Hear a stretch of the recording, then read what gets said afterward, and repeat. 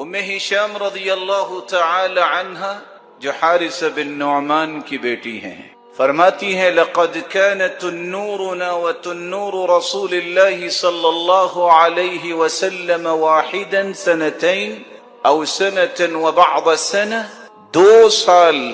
یا اس کے لگ بھگ میرے گھر کا تنور اور رسول اکرم صلی اللہ علیہ وسلم کی زوجات مطہرات جہاں کھانا پکاتی، ہمارا یہ تنور دونوں گھروں کا تھا، ہم اکٹھی روٹیاں لگایا۔ وما اخذت سورة قاف الا عن لسان رسول اللہ صلی اللہ علیہ وسلم كان يقرأها كل جمعة على المنبر۔ میں نے سورة قاف یہ اللہ کے رسول صلی اللہ علیہ وسلم سے یاد کی، میں روٹیاں پکا رہی ہوتی اور میں گھر میں ہوتی۔ اللہ کے رسول صلی اللہ علیہ وسلم اذا خطب الناس، جب لوگوں کو خطبہ دیتے منبر پر کھڑے ہو کے، تو اللہ کے رسول صلی اللہ علیہ وسلم نے اتنی بار سورت قاف پڑھی ہے کہ مجھے بار بار سن کے یہ پوری سورت یاد ہو۔ واصل ابن اسقع رضی اللہ تعالی عنہ روایت کرتے ہیں كان رسول اللہ صلی اللہ علیہ وسلم يقرأ بقاف والقرآن المجید في الفجر ونحوها۔ آپ صلی اللہ علیہ وسلم کا معمول یہ تھا کہ آپ صبح کی نماز میں سورت قاف اور اسی طرح کی صورتیں پڑھا کر۔ صحابی روایت کرتے ہیں رسول اللہ صلی اللہ علیہ وسلم نے فرمایا اعطیت مکان التوراة السبع الطوال، اللہ ذوالجلال نے تورات کی جگہ پہ مجھے 7 لمبی صورتیں عطا کی ہیں۔ وَأُعْطِيتُ مَكَانَ الْإِنْجِيلِ الْمَثَانِي، اور انجیل کی جگہ پہ مجھے بار بار پڑھی جانے والی آیات عطا کی ہیں۔ وَفُضِّلْتُ بِالْمُفَصَّلِ، اور مجھے فضیلت عطا کی گئی ہے مفصل صورتوں کے ساتھ، اور مفصلات جہاں سے صورتیں شروع ہوتی ہیں ان میں سے پہلی صورت سورت قاف۔ سیدنا عمر رضی اللہ تعالی عنہ سوال کرتے ہیں ابو واقد اللیثی رضی اللہ تعالی عنہ سے، ما كان رسول اللہ صلی اللہ علیہ وسلم يصلي الاضحى والفطر؟ یہ بتاؤ اللہ کے رسول جب عید الاضحیٰ اور عید الفطر کی نماز پڑھا کون سی صورتیں پڑھتے؟ تو صحابی ابو واقد اللیثی بیان کرتے ہیں كان يقرأ بقاف والقرآن المجید، اور دوسری صورت اقتربت الساعة وانشق القمر۔ یہ دونوں عید الاضحیٰ اور عید الفطر میں یہ صورتیں بھی پڑھا کرتے۔ ہم عموماً سورۃ الاعلی اور سورۃ الغاشیہ ہی سنتے پڑھتے۔ السنن محجورہ،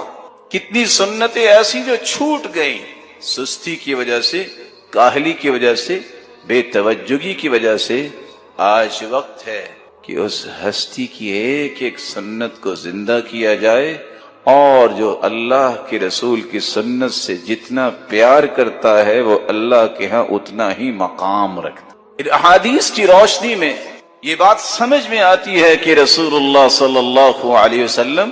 اگر بار بار خطبے میں یہ سورت پڑھتے ہیں، فجر کی نماز میں پڑھتے ہیں، عید الاضحیٰ میں پڑھتے ہیں، عید الفطر میں پڑھتے ہیں، اور صحابیاں بار بار سننے کی وجہ سے اس کو یاد کرتی ہیں، تو اس کا کتنا اہتمام کیا جاتا ہوگا۔ اور کیوں؟ یہ واحد سورت ہے جس میں توحید کا بھی تذکرہ ہے، رسالت کا بھی تذکرہ ہے، جس میں انسان کی موت کا بھی تذکرہ ہے، اور انسان کی موت کے بعد کی جزا و سزا کا بھی تذکرہ ہے، اور قیامت کا بھی تذکرہ ہے، جنت کا بھی تذکرہ ہے، اور جہنم کا بھی۔ اللہ صلی اللہ علیہ وسلم کے پاس کچھ لوگ آئے، مشرکین آ کے سوال کرتے ہیں اپنے رب کا نسب نامہ تو بیان کیجئے، تو اللہ رب العزت نے سورۃ الاخلاص کو نازل کر دیا۔ قل هو اللہ احد، کہہ دیجئے وہ اللہ ایک ہے، اللہ الصمد، اللہ بے نیاز ہے، لم یلد ولم یولد، نہ اس نے جنا اور نہ وہ جنا گیا، یعنی نہ اس کی اولاد ہے اور نہ ہی وہ کسی کی اولاد ہے۔ وَلَمْ يَكُنْ لَهُ كُفُوًا أَحَدٌ، اور نہیں ہے اس کے لیے برابر کا کوئی ایک بھی۔ وَلَمْ يَكُنْ لَهُ كُفُوًا أَحَدٌ، کوئی بھی اس کا ہمسر نہیں ہے۔ رسول اللہ صلی اللہ علیہ وسلم نے اس سورت کی عظمت کو بیان کرتے ہوئے فرمایا، میرے صحابہ، یہ سورت ثلث القرآن ہے، قرآن کا تہائی حصہ ہے۔ والذی نفسی بیدی، اس ذات کی قسم جس کے ہاتھ میں میری جان ہے، انہا لتعدل ثلث القرآن، یہ سورت اخلاص قرآن مجید کا تہائی حصہ ہے۔ اور دوسری روایت کے الفاظ ہیں، رسول اللہ صلی اللہ علیہ وسلم نے فرمایا، تم میں سے ہر شخص یہ کام تو کر سکتا ہے اگر وہ کرنا چاہے۔ وہ کام کیا ہے؟ تم میں سے کوئی اس بات سے عاجز ہے کہ وہ ایک رات میں تہائی قرآن پڑھ لے؟ ایعجز احدکم ان یقرأ ثلث القرآن فی لیلہ فإنہ من قرأ قل هو اللہ احد اللہ الصمد فی لیلۃ فقد قرأ لیلتہ ثلث القرآن، جو رات کے وقت سورۃ الاخلاص کی تلاوت کر لیتا ہے گویا کہ اس نے قرآن کا تہائی حصہ پڑھ لیا۔ قرآن کے تہائی حصے کا معنی بیان کرتے ہوئے علماء نے یہ بھی لکھا ہے کہ قرآن مجید کے اندر 3 اساسی مقاصد بیان کیے گئے ہیں۔ اللہ کی توحید کو بیان کیا گیا، اللہ کے اوامر اور نواہی کو بیان کیا گیا، اللہ تعالیٰ کے پیارے پیغمبروں اور پھر ان کی قوموں کے اخبار و قصص کو بیان کیا گیا۔ تو سورۃ الاخلاص علم التوحید، توحید کا ایک مرکز ہے، توحید کی حقیقت کو کھولنے والی یہ سورت ہے۔ اس لیے رسول اللہ صلی اللہ علیہ وسلم نے فرمایا، جس شخص کی محبت سورۃ اخلاص سے ہوگی یہ محبت اسے جنت تک لے جائے گی۔ جامع ترمذی کی روایت ہے کہ ایک آدمی اللہ کے رسول صلی اللہ علیہ وسلم کے پاس آیا اور کہنے لگا، انی احب هذه السورہ، اللہ کے رسول صلی اللہ علیہ وسلم مجھے اس سورت سے بہت محبت ہے۔ کون سی سورت؟ قل هو اللہ احد، فقال ان حبک ایاہا یدخلک الجنہ، یاد رکھنا اس سورت کے ساتھ تیری محبت تمہیں جنت میں لے جائے گی۔ یہاں تک رسول اللہ صلی اللہ علیہ وسلم نے فرمایا، من قرأ قل هو اللہ احد 10 مرات بنى اللہ له بیتا فی الجنہ، جو شخص 10 مرتبہ سورۃ الاخلاص پڑھ لیتا ہے اللہ تعالیٰ اس کا جنت میں گھر بنا دیتے ہیں۔ یہی وجہ ہے رسول اللہ صلی اللہ علیہ وسلم نے فرمایا کہ سورۃ الاخلاص قرآن مجید کی بہترین سورت ہے۔ نعم السورتان ہما یقرآن فی الرکعتین قبل الفجر، قرآن مجید کی سب سے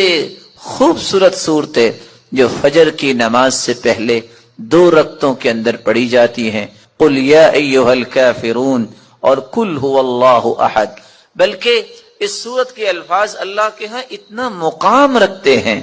ان الفاظ کے ساتھ اگر دعا کی جائے تو یہ اس میں اعظم بن جاتا ہے، جو بھی دعا کی جائے اللہ اس دعا کو رد نہیں کرتے۔ رسول اللہ صلی اللہ علیہ وسلم کے صحابی بیان کرتے ہیں، میں رسول اللہ صلی اللہ علیہ وسلم کے ساتھ مسجد میں داخل ہوا، ایک شخص نماز پڑھ رہا تھا اور دعا کر رہا تھا، اللہم انی اسألک بأنی اشہد ان لا الہ الا انت الاحد الصمد الذي لم يلد ولم يولد ولم يكن له كفوا احد۔ ان الفاظ کے ساتھ اس نے دعا کی تو اللہ کے رسول صلی اللہ علیہ وسلم فرمانے لگے، والذی نفسی بیدی لقد سأله باسمه الاعظم الذي اذا سئل به اعطى واذا دعي به اجاب، اس ذات کی قسم جس کے ہاتھ میں میری جان ہے، اس شخص نے اسم اعظم کے ساتھ دعا کی، اور جو ان کلمات کے ساتھ دعا کرتا ہے،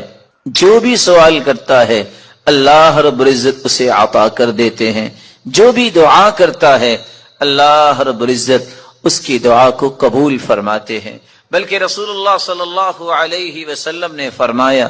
جو سورۃ الاخلاص کی تلاوت کرتا ہے اللہ رب العزت اس کے گناہوں کو بھی معاف فرما دیتے ہیں۔ ایک مرتبہ نہیں، آپ نے 3 مرتبہ فرمایا قل یا ایھا الکافرون فقال قد برئ من الشرک، ایک آدمی کو قل یا ایھا الکافرون پڑھتے سنا، آپ نے فرمایا یہ شرک سے بری ہو گیا۔ دوسرے شخص کو سنا وہ قل هو اللہ احد پڑھ رہا تھا، فقال غفر له، اللہ رب العزت نے اس کے گناہوں کو معاف کر دیا ہے۔ رسول اللہ صلی اللہ علیہ وسلم کے صحابی سیدنا کعب رضی اللہ تعالی عنہ نے کتنی خوبصورت بات کی، فرمایا کرتے تھے السماوات السبع والارضون السبع، ساتوں آسمان اور ساتوں زمینوں کی بنیاد اسست علی هذه السورہ،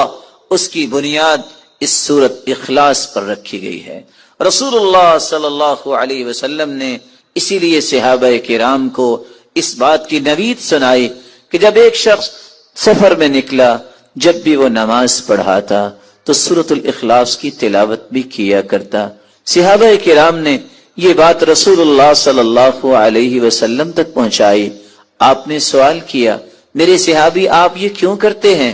تو صحابی نے جواب دیا اللہ کے رسول صلی اللہ علیہ وسلم اس سورت کے ساتھ مجھے محبت بہت ہے، فرمایا تیری یہ محبت قیامت کے دن تجھے جنت لے جائے گی۔ رسول اللہ صلی اللہ علیہ وسلم نے سورۃ الاخلاص کے ساتھ ساتھ بقیہ دو صورتیں سورۃ الفلق اور سورۃ الناس، ان تینوں صورتوں کی تلاوت کے بارے میں بھی مسلمانوں کو نوید سنائی کہ انجیل اور زبور اور تورات کے اندر ایسی کوئی صورتیں نہیں جس طرح کی یہ تین صورتیں ہیں، بلکہ رسول اللہ صلی اللہ علیہ وسلم نے فرمایا مسلمانوں قل هو اللہ احد والمعوذتین، قل هو اللہ احد اور آخری دو صورتیں حین تمسی وتصبح 3 مرات تکفیک من کل شیء، اگر کوئی شخص 3 مرتبہ پڑھ لیتا ہے صبح کے وقت اور 3 مرتبہ پڑھ لیتا ہے شام کے وقت تو ہر چیز سے یہ تینوں صورتیں کفایت کر جائیں گی۔ رسول اللہ صلی اللہ علیہ وسلم نے ان تین صورتوں کو بہترین دم قرار دیا۔ رسول اللہ صلی اللہ علیہ وسلم کی زوجہ مطہرہ صدیقہ بنت الصدیق حبیبۃ رسول اللہ صلی اللہ علیہ وسلم عائشہ رضی اللہ تعالی عنہ فرماتی ہیں ان النبی صلی اللہ علیہ وسلم كان اذا آوى الى فراشی، رسول اللہ صلی اللہ علیہ وسلم جب آرام کرنے کے لیے اپنے بستر کی طرف جاتے کل لیلہ، ہر رات جمع کفی، اپنے دونوں ہاتھوں کو جوڑتے، ثم نفس فیہما، پھر ان دونوں ہاتھوں میں پھونک مارتے، فقرأ فیہما، اور قرآن مجید کی یہ تلاوت کرتے قل هو اللہ احد وقل اعوذ برب الفلق وقل اعوذ برب الناس، ان تینوں صورتوں کی تلاوت کرتے، ثم يمسح بهما ما استطاع من جسدی،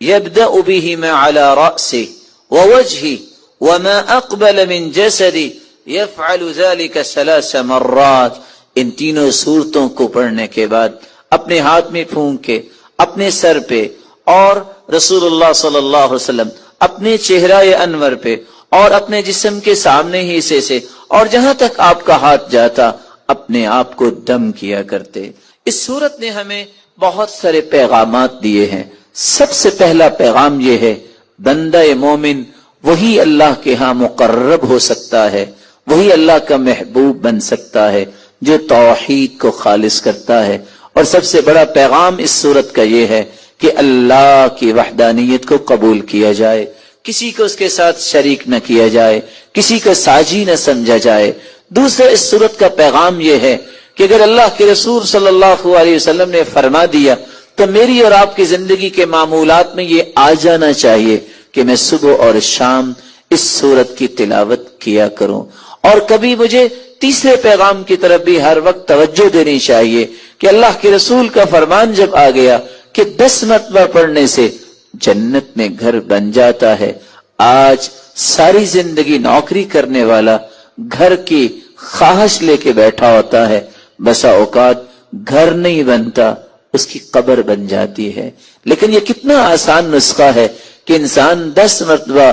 اس سورت کی تلاوت کرے، اللہ اس کا جنت میں گھر بنا دے۔ اور پھر انسان سے تو ہر وقت گناہ سرزد ہوتے ہیں، انسان خطاؤں کا ایک مجموعہ ہے، اس لیے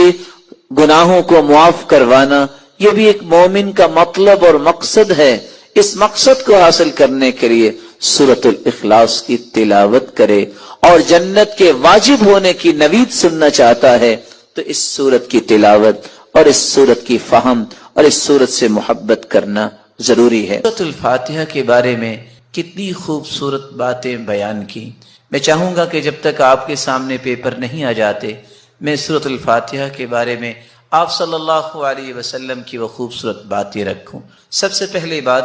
رسول اللہ صلی اللہ علیہ وسلم نے فرمایا والذی نفسی بیدی، قسم ہے اس ذات کی جس کے ہاتھ میں میری جان ہے، ما انزل فی التوراہ ولا فی الانجیل ولا فی الزبور ولا فی الفرقان مثلها یعنی القرآن وإنها لسبع من المثانی والقرآن العظیم الذي اعطیته۔ اللہ تعالیٰ نے آسمانی اور الہامی کتابوں میں سے نہ تو تورات میں ایسی صورت نازل کی، نہ انجیل میں ایسی صورت نازل کی، نہ ہی زبور میں ایسی کوئی صورت نازل کی،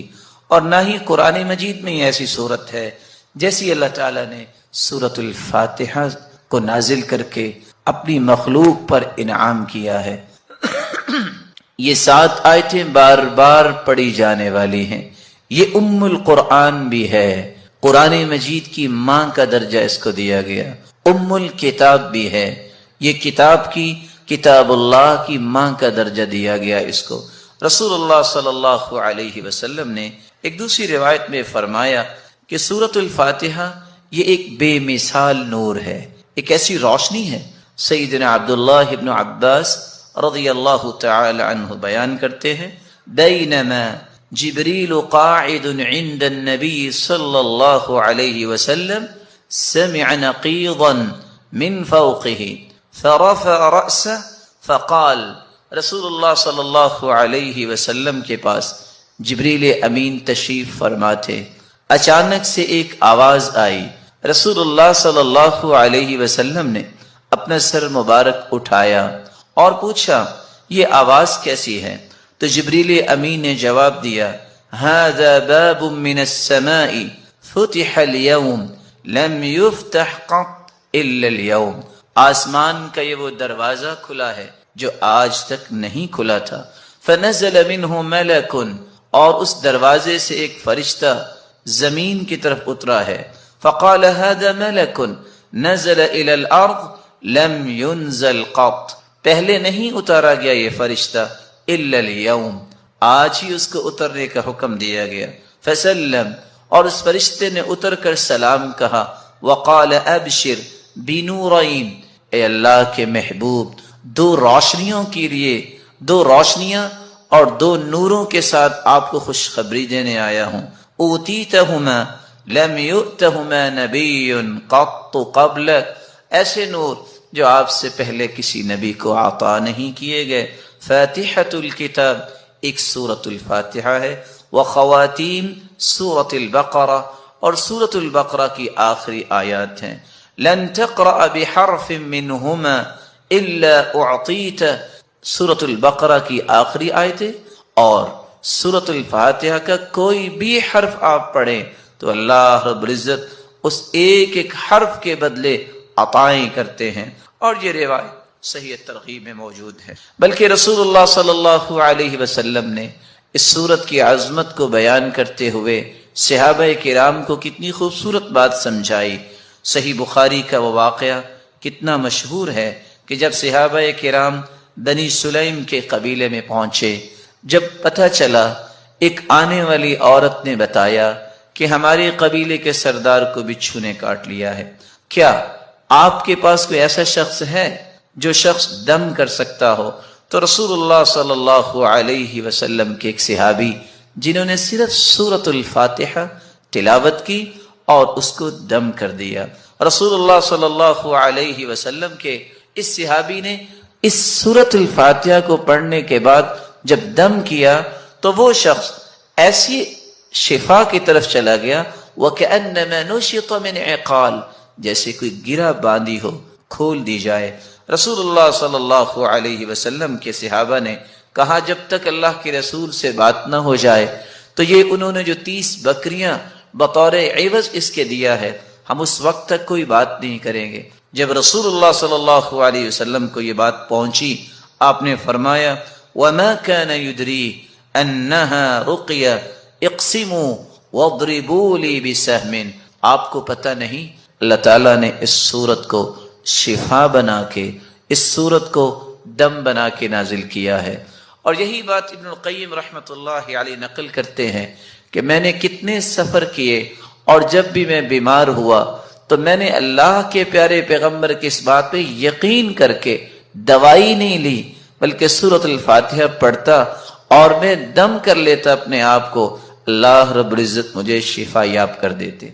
سورۃ الفاتحہ یہ عظیم ترین سورت ہے۔ رسول اللہ صلی اللہ علیہ وسلم کے صحابی سیدنا ابو سعید بن معلی بیان کرتے ہیں مر بی النبی صلی اللہ علیہ وسلم وانا اصلی، اللہ کے رسول صلی اللہ علیہ وسلم میرے پاس سے گزرے، میں نماز پڑھ رہا تھا، مجھے انہوں نے آواز دی، میں نے سلام پھیرا اور سلام پھیرنے کے بعد اللہ کے رسول صلی اللہ علیہ وسلم کی خدمت اقدس میں حاضر ہوا۔ آپ نے فرمایا میں نے آپ کو آواز دی، الم یقل اللہ یا ایھا الذین آمنوا استجیبوا للہ وللرسول، آپ نے اللہ کا یہ کلام نہیں سنا کہ جب اللہ اور اس کے رسول کی بات ہو تو اس بات کو فوراً مانو، لبیک کہو۔ کہا اللہ کے رسول صلی اللہ علیہ وسلم میں نماز پڑھ رہا تھا۔ پھر اللہ کے رسول صلی اللہ علیہ وسلم نے فرمایا الا اعلمک اعظم سورۃ فی القرآن